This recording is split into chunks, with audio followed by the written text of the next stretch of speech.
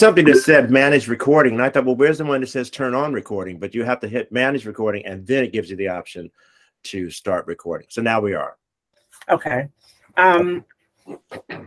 So at you asked the question about what takes place at the management meetings, and to me, they've mostly been planning for the hearings. Has been less about, like what the collections are. Maybe we do need to start to bring that up in terms of discussion about where these collections will go. And maybe you should be on those meetings, since the archives is the repository that's supposed to kind of collect. Right. And those meetings happen every Friday at noon. So I know sometimes that poses a challenge for people depending on the day. Like I know for me, it depends on like what the staff capacity is here at Riversdale, because that's when our tours start. And so people start coming in at noon. But typically, David will give an update either from like the history associates or the heritage associates. And then like we just kind of talk about the logistics, but the logistics have gone beyond what our logistics team had really discussed. And so I asked at the most recent meeting, like, was it like, do we still technically need a logistics team or meeting? Like it just didn't really feel like we were needed, because like we created the document and like it's followed not to the T, but like it's the format has changed drastically. Right. So, if that's how we're going to go forward, like that's fine. But I didn't want to continue to ask our commissioners to show up to these meetings like today. Sure. And there was nothing for them to do. Because I think that's a large part of it too, is like, well, what is my role? Right. Besides just coming and listening. And so what I know from the last meeting is that they're going to try to plan a commission retreat where we're and like do a reset and try to figure out a way to have all commissioners be hands-on. And like, granted, that'll be different for everybody depending on what their role is. But the plan is to have a retreat. And initially they were saying December, but I think that's now been moved to January from this past Friday's discussion, is that they're looking at January for holding the commission retreat. Okay. And then we also discussed, after we talked about that being in person, it came up that we had talked about possibly having quarterly meetings in person, so that it gives us a chance to kind of come together in person, which we have not done since the pandemic. So they wanted to think about different locations. And I know, like, since it was at the archives, like that was still on the table as the Baltimore location and the Annapolis location. And then I didn't remember this, but apparently there was like discussion about having one on the Eastern Shore and then one in Prince George's County, so that it can accommodate all the people who travel different distances. I do remember discussion of the Eastern Shore for sure. I definitely remember that. And I think Prince George's County was just obviously it was a matter of where would we meet there. Yeah, and I told David, like, I'd be happy to like look for locations for public meetings. Like I said I'd use my site, but I just don't know that symbolically that a plantation home would be a good place to meet. But I'm happy to like look at some of our other facilities. Like I have like in PG Parks, there's the Prince George's Ballroom, Newton White mansion, like all those little public faces, and even the College Park Airport is an option as well. Right. So right. I mean, Kevin. Well, Kevin is the new Omar. Kevin Cabrera is the new so he's Omar. So he's still acting at College Park Aviation Museum, but he'll phase out. But I'm sure he would support anyway. Okay. That's not an issue. So that's kind of where I left off, because I'm really like feeling like I don't have that much capacity to give beyond like I'm already doing the full meeting. I'm doing this meeting. And so I was just very honest. Like I don't have any more capacity to attend any further meetings for the Lynching Commission. And like we have like these other committees. So I'm glad that David and I like, so that I can kind of know what's going on with research, and I'm happy to lend any help needed for research. But like the reconciliation team, they're just starting to get in a regular pattern of meeting, but I'm not going to be attending those. So that's kind of been the discussions. And if I missed anything, David, please feel free to weigh in. I wasn't in attendance at last week, so I don't know what particularly was discussed there. But, you know, broadly speaking, the need to, like you said, define roles moving forward, get commitment and engagement, because, there's, to me, there's clearly the need for a logistics committee and a reconciliation committee, as long as those roles are understood, and there's actually that work that's being assigned and meted out. And same thing with research. So having commissioner engagement would frankly put less work on the students that have ultimately, or the local coalition partners that have ultimately been doing a good amount of the work in terms of putting the hearing information together.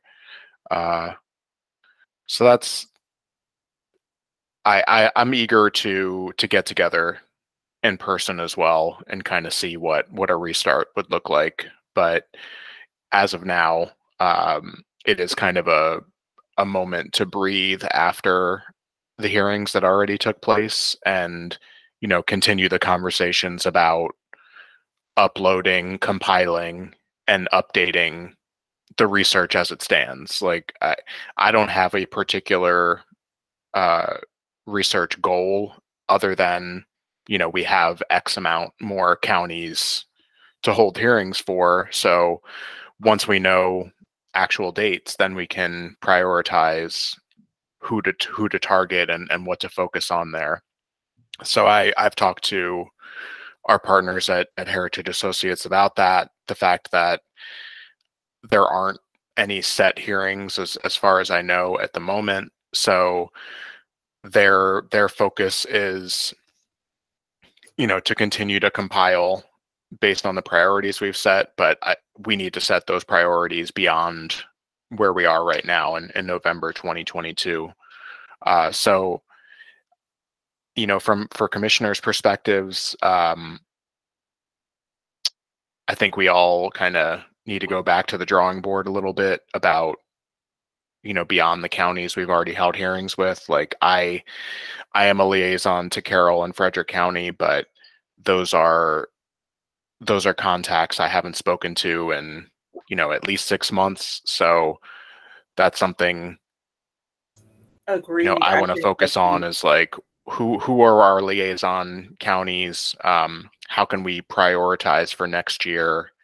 And in the meantime, at least like working with Chris and others on a process, which I think has started to get in movement, in motion, at least a little bit, with Heritage Associates, for updating information based on research that's already been done.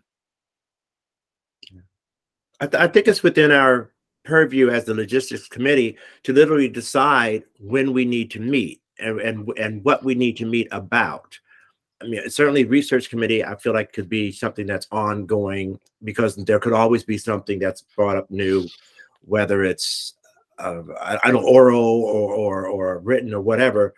But the logistics committee, at this point, it seems like we're only in play when there's a hearing coming up.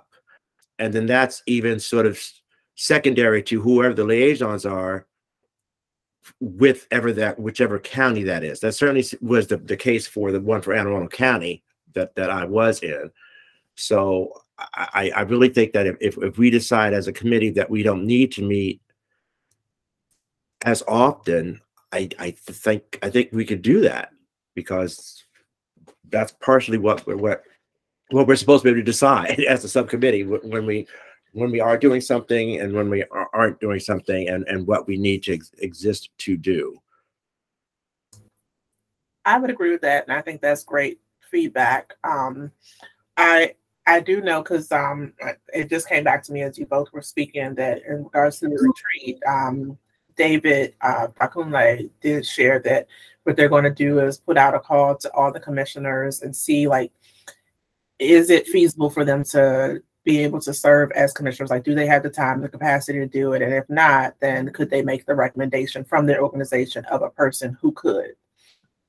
based on like, like the participation to date. And welcome to Commissioner Swarth and Hughes. But that's one of the things that he's going to plan to discuss at the retreat when they have it in January, is whether people are able to commit to being on the commission or not. And if not, that, making a recommendation for someone else in their organization as laid out in the bill. Do you recall, by being a part of so many different groups and all, was one of the mandates for this commission, just to be totally upfront about it, a required 50% attendance? I don't think there was anything about attendance because we didn't have any bylaws. And so we kind of created our bylaws, and I need to revisit the bylaws. It's been a long time since I looked at it. But I think that we did in the bylaws try to put in something for attendance. Okay, because if that's what David wants to pursue, then that's something that we could bring up again, because obviously it would be quote unquote fair for those who came in after or repeated or have replaced others to say, okay, we're now abiding by this, and you've missed 2 meetings and there's only been 4, bye-bye. So right. But just to reiterate it again and say this is moving forward, whether you're appearing in person or via hybrid, and separating that from a hearing being different from the meetings that we're talking about right now, and or the full committee meetings, because now we have 3 different types of meetings. If we consider the hearing a meeting, the hearings, the subcommittees, and the commission. So those 3 gatherings of the Maryland Lynching Commission in some way, would that all be inclusive of whatever we come up with for a let's say a minimum attendance criteria? Yeah, I think it's something definitely worthwhile to look at. And just to get Elizabeth Hughes caught up, we were having a discussion about the upcoming commission retreat. They haven't told me an exact date, but they're looking at January to have a full commission retreat in person. And then at the last leadership meeting, I had put in an inquiry about whether it was still feasible for our committee to meet, the logistics committee to meet, now that the hearings were in play. Were there going to be things? And I will say Commissioner Vice Chair Chapis said that he still felt like it was viable for us to kind of meet the plan. But I did kind of express that I felt like the hearing schedules were kind of seemed to be standard and going forward, and I just didn't know how we were going to be of assistance. But I'm guessing maybe even at the retreat, we'll be able to kind of flesh out what our role will be, because I don't want to waste people's time, but I do want to make sure that if we are going to continue to meet, that there's something that's actionable for us to do. So those were the 2 things we were covering for now. I think part of that also, Maya, is to consider. Okay, go ahead, Elizabeth. No, I was just wondering, do we know where the retreat is going to be? I didn't get any. They didn't say. It seemed like it was they were just trying to set a date. They were looking at December at first, but they decided to wait until after the holidays, which I think is a good idea. Yeah. And so they're going to move it to January. I did tell them I think the more we do something centralized, the more participation we will probably get, which Annapolis is always the central place. So I think that'll be for the good. And then they were trying to decide how long it could be. And I think they were looking at like 4 hours. And so I take it back. I think they're thinking about is coming back to me now, on a day that we actually have one of our commission meetings. During the first half, that in-person commission meeting, and then the second half be the commission retreat. And one of the things they were discussing is, because we're a public group, if we don't have any administrative topics on hand, like it does have to be open to the public to kind of hear what's going on in the retreat. And so they're just trying to make sure that whatever we talk about, like decide, like, is this going to be able to be something for the public to participate in, or just the commissioners if it's going to be administrative, because there's like a couple of vacancies. And so that is an administrative issue that needs to be discussed in a closed setting. And then just David discussing, like, getting that recommitment from commissioners in terms of participation. And I think just knowing how people are expected to show up, I think that's probably the biggest challenge. Is like, like we've had a couple organizations that are like on their third commissioner or second commissioner, and always coming in kind of in the middle. And so I think it'll be a great opportunity to kind of do an overview for people, just so they know where we are and where we're going. And I'm one of those. I actually came in as a second commissioner for our group. And so I think personally it would be very helpful, you know, because I've gotten bits and pieces of sort of, and I apologize if for some reason, Google Meet and my computer bandwidth, every time I turn on my camera, it crashes it, which is why I'm constantly jumping in and out. It's because it all freezes and then I have to rejoin like 18 times. So, and it's just Google Meet. I don't know why. Maybe because I'm on a Mac and they hate each other. I don't know. I'm on a Mac too, and I don't know. And it took me a while to get there, but I'm on it myself. Same here. This is my first Mac, so it could be something I'm doing wrong. 100%. I will own that if it is. So I think, you know, those conversations and those expectations are clarifying and having that understanding going forward for those who are more situated like I am is fantastic. You know, you try to jump in, you realize there's a lot of stuff going on and you're catching up and trying to stay current at the same time. And so I know there's bits that I've missed and things that I'm not sure of. And so I love the idea of that. But I also think it's great for other groups that may have similar situations, you know, especially with a new governor coming in. You know, we don't know what changes at some of the commissions will happen. I'm hoping, you know, that it'll be, you know, a lot of participation and positive things, but, you know, you just don't know when so many people serve at the pleasure, so to speak. So I think it's extremely timely. As for this, you know, group meeting, I agree. If, you know, the logistics have been sort of the primary, you know, focus for obvious reasons, maybe even just scaling back the meetings to like a quarterly standing meeting so that we all have time on our calendars and are staying in touch, and then having, you know, meetings as needed if, you know, our services for logistics are needed. So those are my couple of talking points, and I'm going to turn off my camera now so I don't lose you guys again. Thank you so much. That's such a great report back. And it's something that I think does need to be heard at the commission meetings, just so we kind of have an understanding of that. And Elizabeth, I see you have your hand raised. Well, and I missed the last meeting that happened right after the hearing in Princess Anne. I had a conflict and I'm disappointed because I wanted to hear what people thought about how that hearing went, which I thought it was great. But I guess one of the questions I have is, I agree that there's no reason for the logistics committee to continue to meet if we've got things pretty well set and we feel like it's working well, which from my observation, it seems to me. But at the same time, I don't feel like we're getting feedback. We haven't asked for feedback from folks who've attended the hearings. And I would really be curious, you know, just sending out a Google form or something to collect some data from those who participated in the hearings, to get some written feedback about what they felt worked well for them, what didn't work well, and so that we could sort of consider that even as part of the retreat going forward to the next hearings we're going to have. I'm sure there have been informal conversations that have happened and so forth, but I always find whenever you have any kind of event that involves the public, if you can get their feedback, it can really, there's some things that you might not have recognized were going on or weren't going on, but on your own. I agree wholeheartedly. I will say we did get feedback from Living and Growing, which is the therapists that are usually on hand.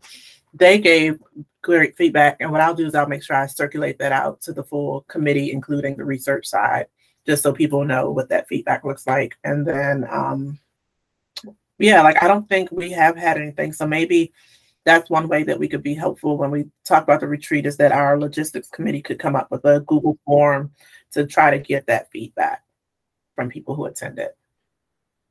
Go ahead, Chris. Yeah, I agree with what Stephanie and Elizabeth said, and you is, I think that it seems like the only time we really have any kind of feedback is we give our own feedback at our general meetings, where we talk about how do we think it went and what might we do better. Because I even think that's sort of how we came up with giving living and growing more of a prominent moment within the actual sessions, so that we take a break either before or after, so people really have a chance to literally breathe and absorb things. So I think that's a great idea. And I also wonder, well, when we move forward, as we move forward, is to really not, I guess delineate is the right word, what the logistics committee is supposed to do now, in difference to what it was doing before, which really was all about the uploader and making sure we had a system for whatever materials came into us, whether, well, at that point we thought they were going to come in person, people coming to the archives or what have you, and getting the assignation of a series. So that's not really a concern anymore. And it seems that there's some other meetings that are going on, or other plans that are being made outside of the logistics committee. Because even this retreat, we weren't the ones who came up with the retreat idea. So it's who's deciding what and who's planning what, and if other people are planning the logistics of the hearing, or which is usually the coalition liaisons and some members of that county, and then for this retreat, it's really not even sure who's planning that, but it's not us. Then I think moving forward, it'll be better for us all if we just know, okay, logistics, you come in here, and then we'll let you know there, and so we all know that, so we don't feel like we're outside looking in when we feel like we should be inside contributing to what's being planned. And that was a large part of my like asking, like, are we needed? Because it definitely was starting to feel like things were being planned outside of us, and we weren't really a part of the conversation. As many of the meetings as I was attending, like I still felt like no one was saying, well, Maya, like these are the ideas like we'd like the logistical committee to carry out. It was just happening. And then I just get there and we read the script as is, but we definitely, weren't being in. So I think that's like the biggest takeaway for me, like for this retreat. Like if we're going to utilize the logistics committee, like it would be great if our commission moves forward with what the logistics committee prepares, because everyone did agree. It's not like we like created this plan and we're like asking people to carry it out without full consideration of the commission. It was voted on by the commission that this was the way it was going to go, and then that didn't happen. So I think it's going to be important during the retreat to kind of communicate that and then see where we can go from there. And I'm sorry, I can now turn my camera on. I was admittedly eating my lunch because it's the only time I'll be able to do it. So structurally, is there like an executive committee who is sort of making these decisions? I guess that would, or is it just the chair and the vice chair? And I don't care. I just am curious to know. Well, we meet, which it ends up is myself, since I'm the chair of this committee, David Armenti, Nicholas Creary, who's now the chair of the reconciliation.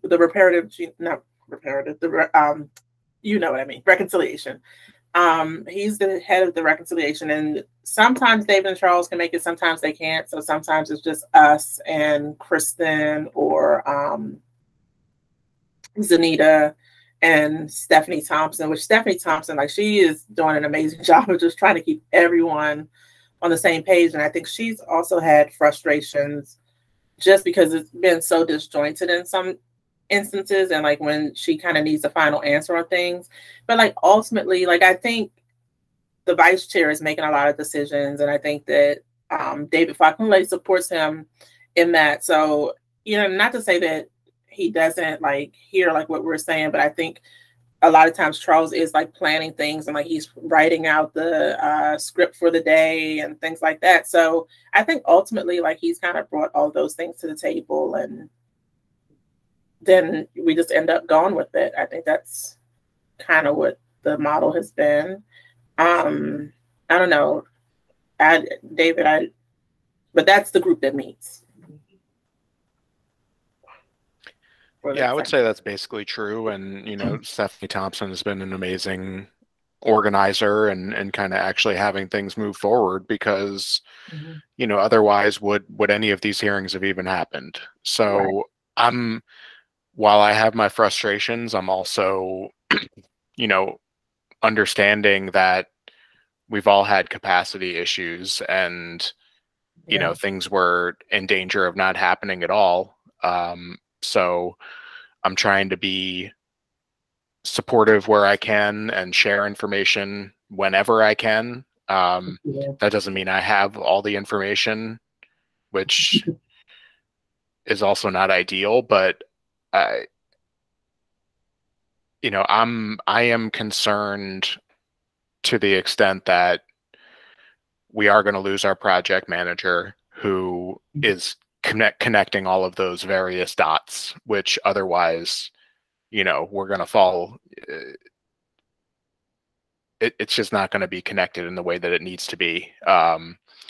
So again, getting people together in the same room, so to speak, is going to be really important. I don't know what 2023 looks like. My goals are kind of on hold until there's a clearer path with hearings that will be the focus. Because again, I think through the course of 2022, that was one positive development that I saw, was that when there were 3 hearings on the calendar, then I can communicate to the committee and to Heritage Associates, this is what we need to focus on. Whereas when I was doing that in late 2021, pretty much all of those dates got scrapped. And I don't think that was good for relationships that had been built in communities. You know, whatever liaison, whatever counties we're liaisoning to and telling them one date and then it doesn't happen. That may have even happened a couple times with particular counties. So, yeah, I'm hesitant to pass judgment, but I'm also eager to get on the same page in a better way, because obviously it's not where it needs to be on the coordination level.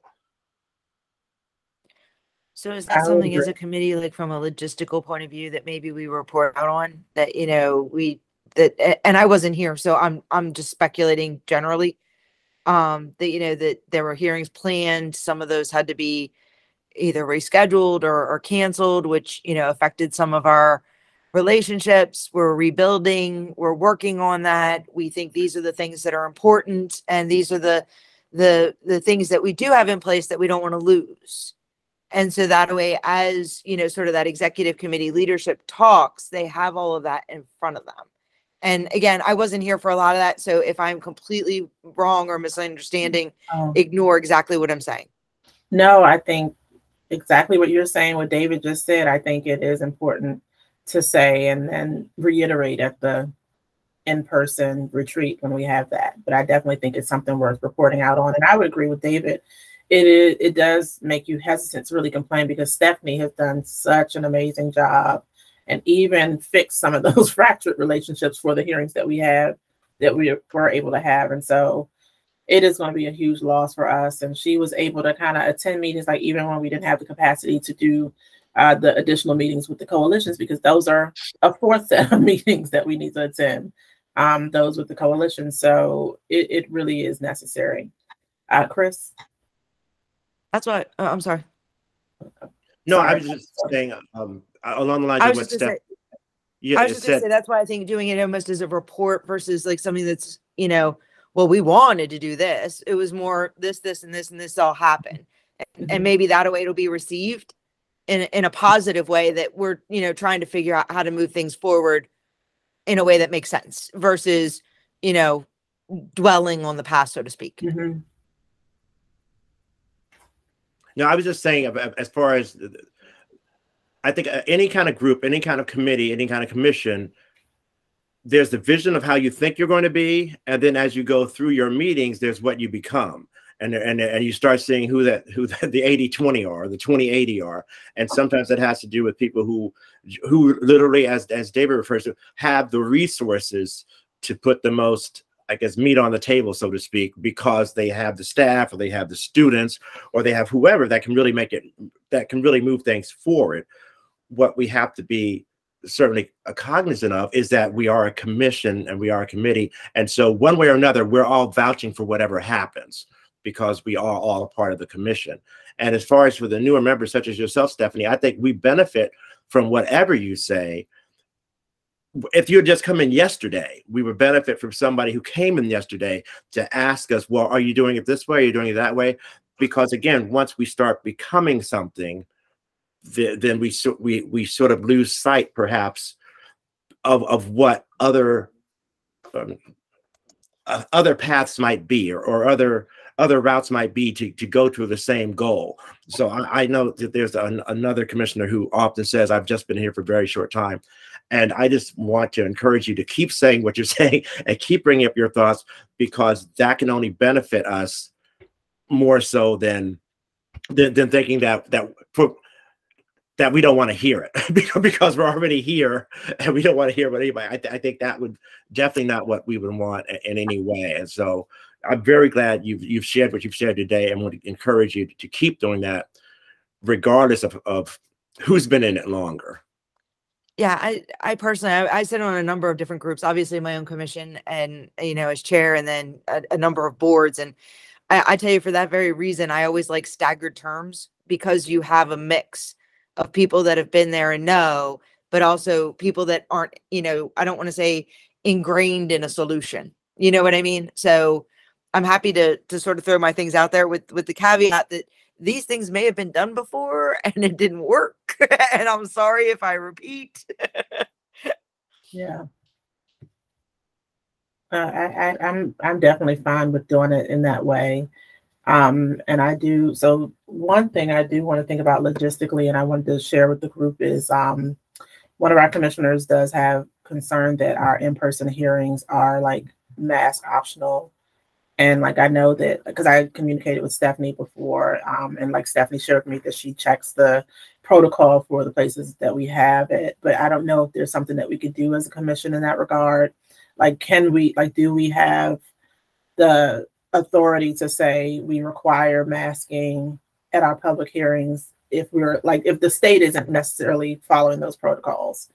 I don't know that we can, but like, one commissioner isn't coming to the hearings because of that, because they are immunocompromised. And like, just thinking about people in that position, it's limiting participation of our commissioners if we don't, but then I don't know what we have the power to do in that vein. And maybe that's a question for the staff or maybe the chair and vice chair, but just thinking logistically, like, I think it's something maybe we should consider in terms of formatting. I would think that's a Zanita or Kristen question. I mean, as far as the specifics of it. Okay. But as a private entity, just stores can put up signs saying a mask is required. But since we're a state entity, I know, probably have to follow what the state has mandated. But again, I would say Kristen and Zanita would be the ones who specifically, I think, would be able to tell us, yes, we can, or no, you can't. Yeah. Well, from a practical standpoint, there's been plenty of room to spread out at any of these commission hearings. I mean, I don't want to discount concerns, and I don't want to sound like that's what I'm doing, but Yeah. We're not the only entity having public events inside. So I think there are accommodations that can fairly easily be made, but if people aren't comfortable, and that's that's their discretion. But if it's a commissioner, we should figure out another way for that person to participate, perhaps. Because I know with the live stream is just for the public. No other commissioners that are not in person, they're not able to kind of tune in and actively participate. So that's a limitation that we should probably look at. But yeah, as far as like the actual spaces, I think they've been conducive, and based on the like the maximum capacity that's been set up, that's at least been considered in that respect. Did anybody here attend the Memorial Project conference on November 12th? Because Elizabeth, when you brought up the kind of feedback mechanism, I know that there was a session about basically how do you think the commission is doing, or was something along the lines of that was the title of the session, which great. But I did not attend, so I don't know what kind of discussion came out of that, but I would at least put that into the conversation here as, maybe there's some information to be drawn from that. We have a copy of it. I can send you that link. I mean, actually, I think it's already. Oh, that's right. Yeah, available. The link is shared. Right. So all the sessions were recorded. It wasn't like they were breakout sessions. Not that I recall. I really only listened a little bit at the beginning and to that specific session. I did listen to that because Emily had listened to it or watched it. I'm saying listen. It was a video. And primarily, I would say the only person who said something specific as to what they feel the commission should do is Will, who felt like there should be a report of which hearing, of what happened in the preceding hearing, which is to say he feels like after every hearing there should be a report that's shared at the commission. So in other words, after Anne Arundel County, there should have been a report by myself or Carl or whoever with the following full commission meeting about what occurred and how we felt about it, which we sort of have, but I guess he wants to do it in a more official way with every subsequent meeting. Other than that, the three people who were on the panel, Virginia Laddish and two other persons whose names I don't recall, they seem to be talking more, I would think, thematically about what a commission such as this should do, and should try to do, and should continue to do, and should put in place to exist following the sunset of this commission. So I did not get a sense that there was any specific, and this is what they did, and this is what they should do better, and it lasted this long. There really wasn't that approach ultimately to what this panel was. It was more, and Nick was the one who was the moderator who asked the questions, Nicholas Query.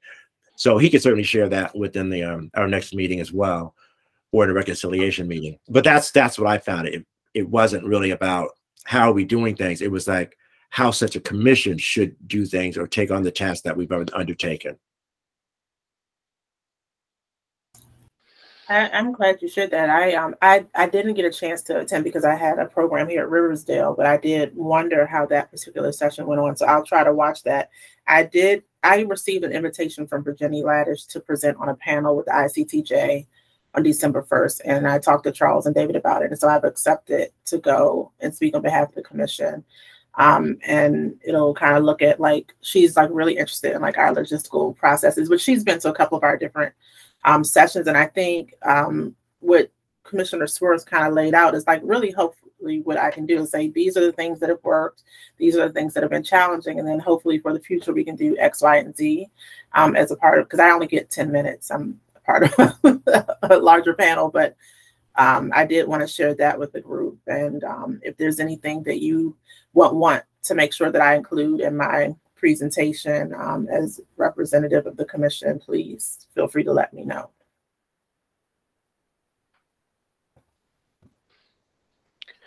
I didn't want to lose track of this update, which came to Chris and I recently, just while we have some time, related to research. So a colleague who teaches a course at Towson University reached out to both of us to offer support of students through a public history course.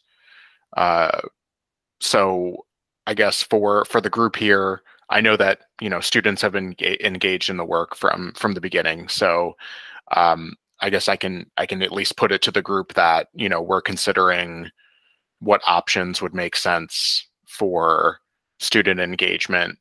Again, I'm thinking along the lines of research and perhaps what students from other programs like George Mason have done, whether it's, building newspaper compilations or other primary source material that can be found online to help develop more up-to-date narratives and presentations that can be a part of future hearings.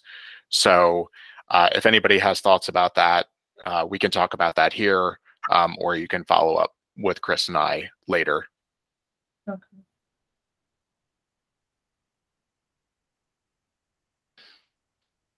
Or Chris, I don't know if you wanted to add anything to that too, but I feel like it's, you know, if it's skilled labor, so to speak, that that we think we could integrate into the process, then I'm happy to look at that. And Heritage Associates, we're happy to hear that we could enlist some student support, and we could come up with a funding structure for that too.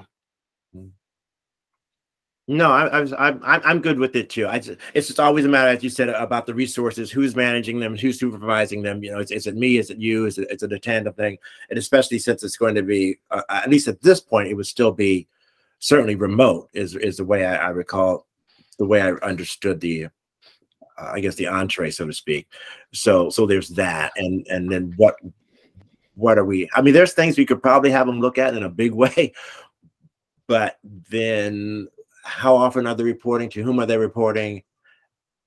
And in what way do we want it, I guess, concretely presented to us? I mean, are they writing it to us? Or are they making a presentation or something of that sort?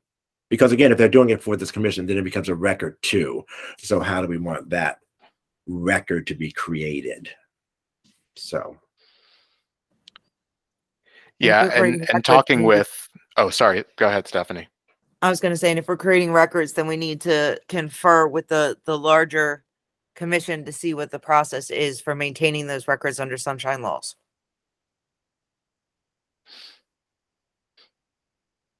Yeah, so, you know, with at least with the folks here, you know, we have a, you know, in a drive where if it's primary source material or if it's narratives, you know, we have a place that things are being saved. It's not archived yet, so that's still, yeah, there's still going to have to be some extra steps, but there's at least a common location. And if people don't have access to those folders, please do let me know. That's another function of commissioners cycling in and out, is that I'm not always up on who has had access to what.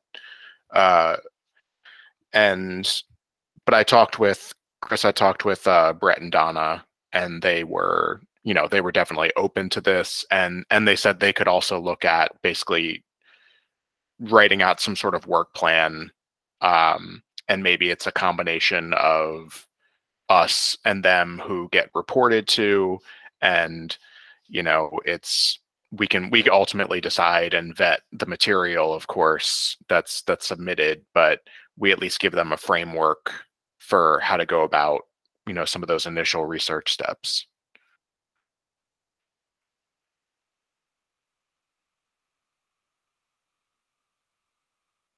I don't know if we can do this now, because I know months ago, and it literally was months ago, that it had been proposed, and it might have been me who proposed it. I tried to put it out there. It was proposed that we all do meet again in person, and then just the research committee, and not even the research committee, but those of us who are actively doing research, which is to say, if there's some members of a county coalition who wanted to meet with us, if there's Heritage Associates who want to meet with us, you and all the persons within the research committee, and anyone outside of us, the people the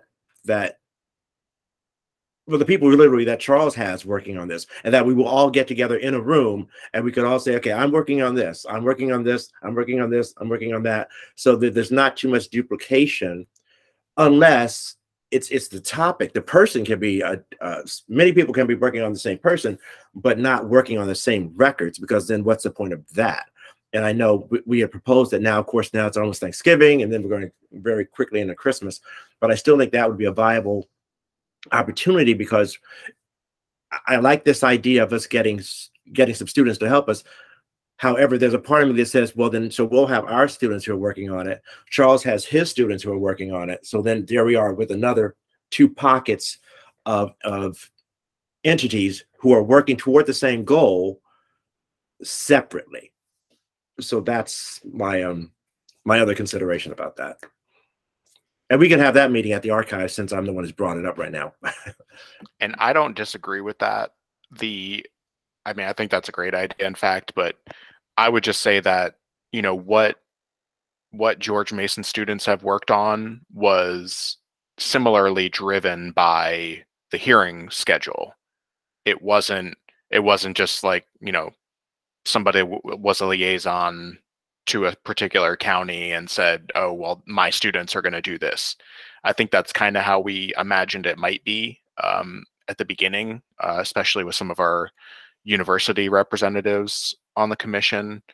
But, you know, pretty much once those 3 hearings were set, my understanding is that they kind of went to work under his purview and, you know, to some extent, you know, develop narratives for particular hearings. Some of the other students earlier on were working with Heritage Associates on identifying like a particular era of newspapers or a particular set of newspapers, for example. So I do think if there's more of a structure put in place at the beginning, you know, I can be the one that's trying to make sure it's not being replicated elsewhere. Because I agree that would not be to anybody's benefit. And I think that did happen a little bit earlier on, like in 2020 and 2021.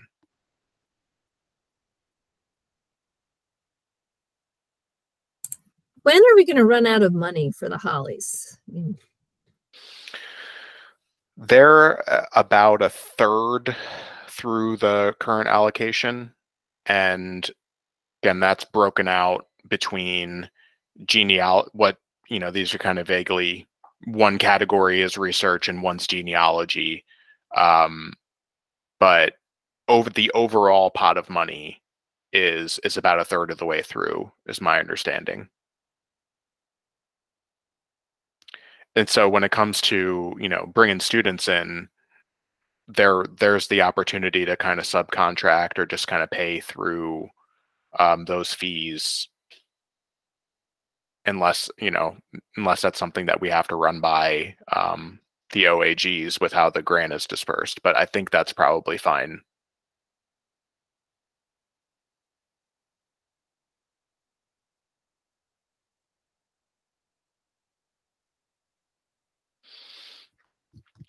So we are at 155.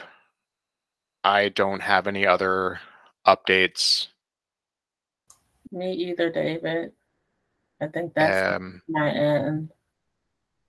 Yeah, so I guess again, Chris and I may circle back on kind of the student engagement piece, especially with that one course. And I know nobody here are the university representatives, but that is a conversation that was had with other commissioners as well. Like, if there are students that want to get involved, you know, we can develop a work plan, but it's kind of a chicken and egg thing. So we'll kind of go down the road with this unless there's any reason not to. And, you know, when we get to meet with the executive committee again, we'll voice those same concerns, which I promise have been voiced previously. And just hoping for that reset and that we can get a clear plan for 2023. For sure. Well, with that, I hope everyone has a wonderful Thanksgiving. I'm looking forward to it. It's been a long time since I've been off, so I'm excited to be off for a little while. And just enjoy time with your families and stay safe. Absolutely. Happy Thanksgiving to everyone. Happy Thanksgiving. Agreed. Yep. Bye, everyone. See you later. Bye. Bye. Okay. Bye.